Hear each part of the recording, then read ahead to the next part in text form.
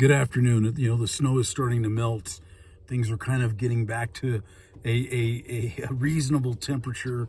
My son's college down in Texas is in the middle of an ice storm, or they're preparing for that, anyways.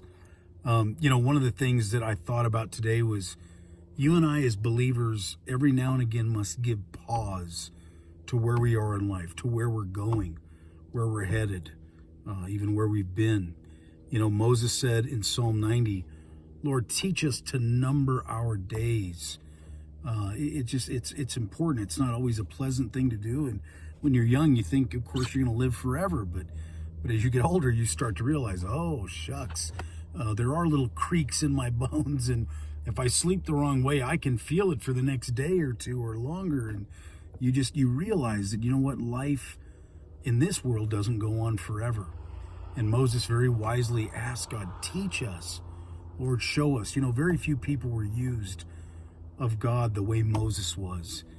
You might say nobody was ever used of God the way Moses was. And one of the reasons was because, Moses, and through God's help, had sort of emptied himself of any vain ambitions. By the time God was ready to call Moses, he was like, Lord, find somebody else, because I'm not your man. I can't do any of that.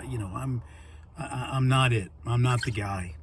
And God was like, you know what? That's exactly why I'm going to use you, because you don't see yourself as the guy, but I know what I can do through you. And as a result, boy, God, he did wondrous things through Moses. I pray today that you think about your life, that you give pause to where you are, where you're headed, what your intentions, what your motives are. Are you seeking God? Are you seeking God in a way that he can direct your path? Are you drawing closer to him? Moses said to establish the work of our hands for us. The things that we do in this life that will have any lasting value are the things that God does in and through us. And I pray today that you grab onto that, you grab onto that prayer. Have a great day.